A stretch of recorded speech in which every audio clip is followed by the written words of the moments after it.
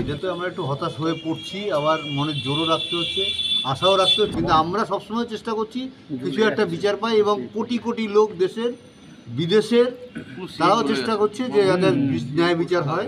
CBI একই কথা বলে যাচ্ছে, আমাদের যা ক্ষমতা আছে আমরা সর্বশক্তি দিয়ে চেষ্টা করছি। পুলিশের যে কর্মকাণ্ড দেখছিলাম সেটা আমরা সন্তুষ্ট হতে পারিনি। সিবিআই তো তদন্ত শুরু করেছে, কিন্তু আজকে এতগুলো দিন হয়ে গেল, প্রায় 2 সপ্তাহ হতে চলেছে। এটা তো আমরা একটু হতাশ হয়ে পড়ছি, আবার মনের জোরও রাখতে হচ্ছে, আশাও রাখতে হচ্ছে। আমরা তো ভালো এজেন্সি চেয়েছিলাম হাইকোর্টের কাছে, হাইকোর্ট সিবিআইকে ভালো এজেন্সি মনে করেই বিচার ব্যবস্থাটা ওদের কাছে দিয়েছে। কালকে আমাদের মুখ্যমন্ত্রী প্রশাসনিক প্রধান উনি বলেছেন আমরা কেসটাকে জলে ফেলে দিয়েছি। উনি যদি ভেবে থাকেন তাহলে তাই হয়েছে, কিন্তু আমরা সবসময় চেষ্টা করছি কিছু একটা বিচার পাই, এবং কোটি কোটি লোক দেশের বিদেশের তারাও চেষ্টা করছে যে যাদের ন্যায় বিচার হয়।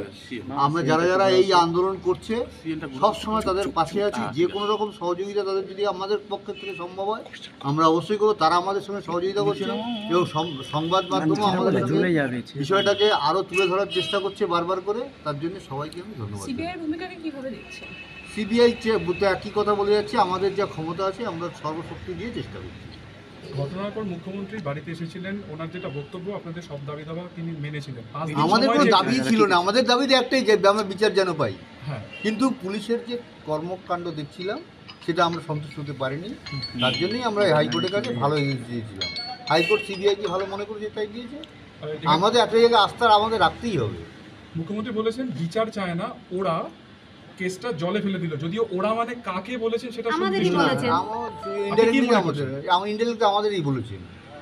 উনি হয়তো সিবিআইকে পছন্দ করেন তার জন্য বলেছেন, সেটা ওনার ব্যাপার, এটা ওনার বক্তব্য, আমি কিছু বলবো। তুমি তো প্রথম থেকে উনি তো বলেছিলেন যে সিবিআই কি দাও। হ্যাঁ, প্রথম থেকে উনি আবার বলে যাচ্ছিলেন, জানি না উনি কি বলতে চাইছেন আর কি করতে চাইছেন সেটা আমরা জানি। সিবিআই কে দাও মানে এতদিন ধরে মানে সন্দীপ ঘোষ প্রতিদিনই যাচ্ছেন সিবিআই নেওয়ার পরে।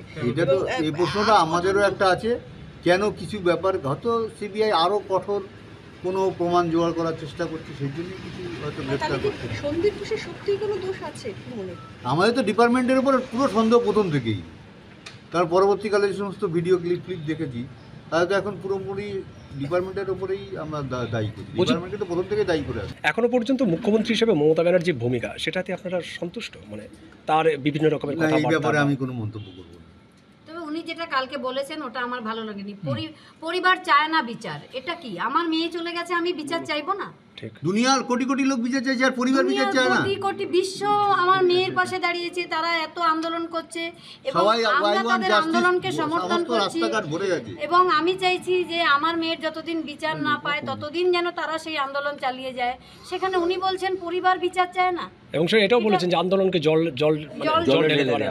আমার মনে হয় ওনার তো ছেলে মেয়ে নেই, তাই উনি সন্তান হারা বাবা মার যন্ত্রণাটা বুঝতে পারছেন না, তাই হয়তো উনি এই কথা বলছেন। কথা বলার মানসিকতা ওনার আসছে, এই ব্যাপারে আমরা আর কোনো মন্তব্য করব না।